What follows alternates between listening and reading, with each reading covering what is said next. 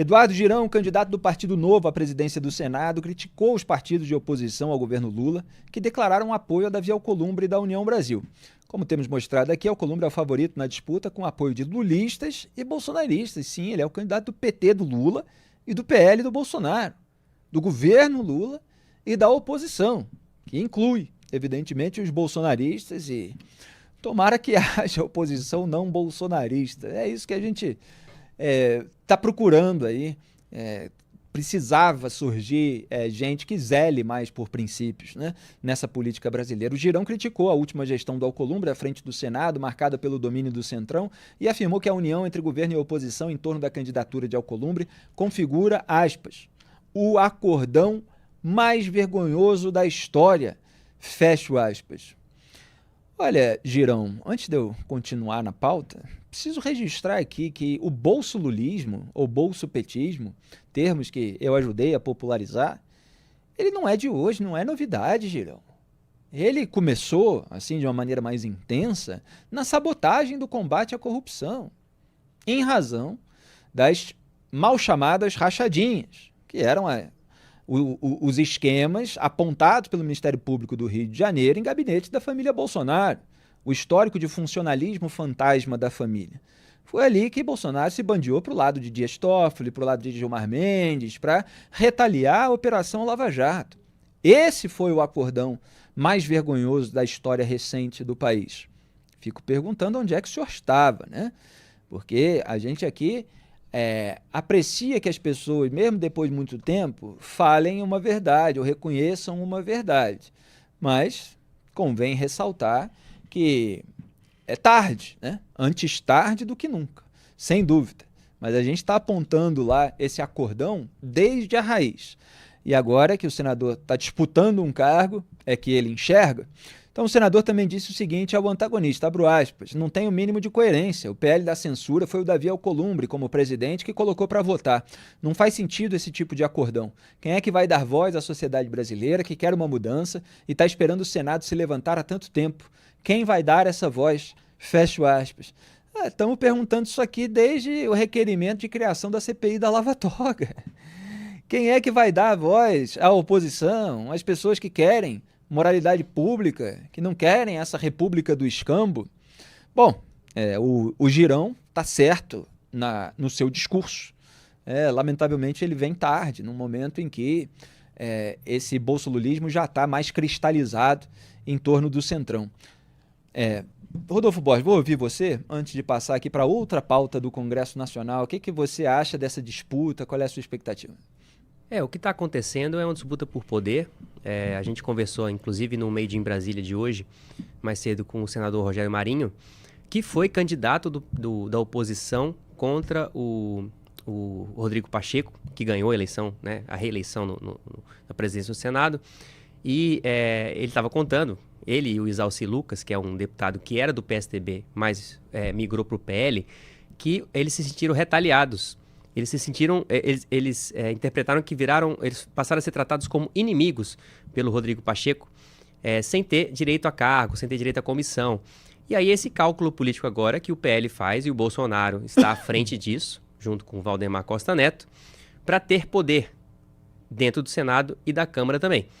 E aí esse contraste entre o discurso do Bolsonaro, o passado do Bolsonaro, porque no passado quem fazia esse papel que hoje o Girão está fazendo, e o próprio Girão já lembrou isso, o Marcos Pontes, que é um senador também, que está também disputando a presidência do Senado contra a vontade do Bolsonaro, porque é do partido dele, PL, e o Marcel Van Hatten, que disputa na Câmara, eles todos dizem, nós somos o Bolsonaro hoje.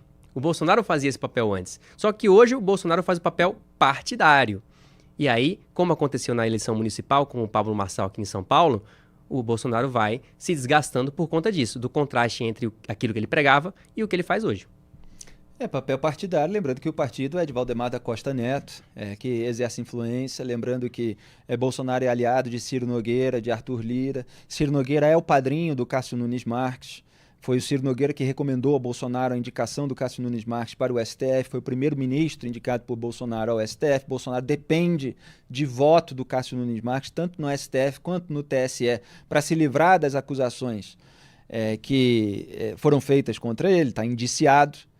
Então, Bolsonaro não quer problema com o Centrão, não. Assim como não queria durante o governo. E essa briga, quem é o Bolsonaro de hoje, quem é o Bolsonaro de ontem? Olha, nem o Bolsonaro é esse Bolsonaro mitológico, esse Bolsonaro que nunca existiu. O Bolsonaro sempre foi esse radical do Centrão. Ele adotou uma retórica à direita. Evidentemente, nesse discurso, há diversos elementos de verdade. Ele copiava o que nós escrevíamos sobre determinadas bandeiras que estavam subrepresentadas na arena política. Quantos artigos, quantos comentários eu fiz, outros colunistas, não fui nem o único, mostrando até o resultado das pesquisas, Datafolha, Ibope, de que a maioria da população brasileira era contrária à legalização do aborto, era contrária à legalização das drogas, era a favor de penas mais duras para criminosos. Faltava gente na arena política para defender, pelo menos retoricamente, esse tipo de discurso, de posição, né, de bandeira. Ele foi lá e pegou essas bandeiras e tal. E naquele momento de desgaste do PT, com corrupção, com crise econômica, etc., acabou surfando nessa onda e chegou ao poder. Mas veio a lista do COAF, mostrou ali a movimentação bancária atípica no gabinete do Flávio Bolsonaro e dos assessores, Fabrício Queiroz, né? E depois daquela pena saiu um galinheiro inteiro. No governo foi fazer tudo ao contrário do que prometeu, porque é na prática que se vê quem são as pessoas. E o discurso estava lá simplesmente por uma questão de oportunismo, como está agora na boca de outras pessoas. Então o Brasil ainda precisa encontrar essa figura mais resistente ao centrão, ao acordão, ao conchavo, ao escambo, que dê o exemplo de cima para baixo, que consiga criar aí um movimento em seu entorno. Senão fica essa disputa aí por quem é o Bolsonaro retórico. Ora, a retórica está sendo aí contrastada o tempo todo. Os bolsonaristas estão votando junto com os petistas e tem gente brigando em casa por causa dele. E o que fazem, aliás, já que hoje eu estou falando sobre o comportamento e o expediente dos porta-vozes, o que fazem os porta-vozes do bolsonarismo nas redes sociais? Eles falam, não, você tem que entender a estratégia. Você tem que entender a estratégia. É o xadrez 4D do mito. Era o que eles falavam durante o governo Bolsonaro. E o que aconteceu? O Bolsonaro perdeu. Entregou o país de volta para o PT, para o Lula. Está aí indiciado em diversos processos. Que grande enxadrista é o Jair Bolsonaro para ficar na situação em que ele se encontra com medo, como ele tem confessado, de que a Polícia Federal bata na porta às 6 da manhã. Bom, para completar, o PL escolheu Flávio Bolsonaro para comandar a Comissão de Segurança Pública do Senado em articulação com Davi Alcolumbre, da União Brasil, que deve assumir a presidência da casa. O colegiado atualmente é presidido por Sérgio Petecão, do PSD, aquele do Gilberto Kassab. A movimentação do PL para ganhar projeção na mesa diretora do Senado ocorre em um momento em que as comissões da casa ganham mais peso, com os 15 bilhões de reais em emendas que podem ser distribuídos entre estados e municípios. O acordo de Davi Alcolumbre com os partidos é que as legendas de maior porte, como PSD, MDB, PL e PT, terão direito a indicar a presidência de 2 comissões no Senado.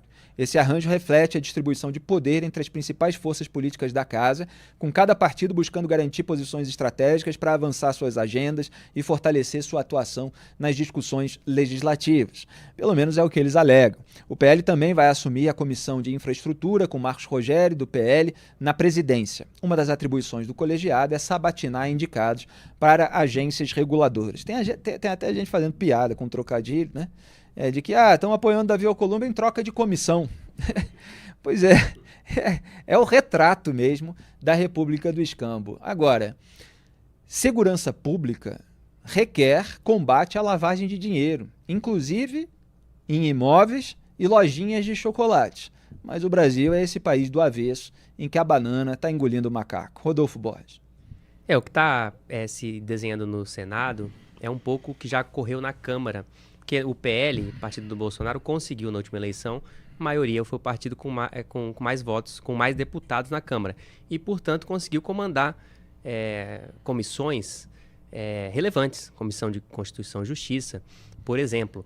E fez uma grande confusão. Conseguiu fazer, num governo petista, impor algumas pautas de votação que não passaram das comissões. Fizeram muito barulho, não chegaram a passar das comissões. Ou quando passou, não foi para o plenário, porque a maioria ainda o governo ainda tem maioria por ocasião de emendas e por ocasião de negociações.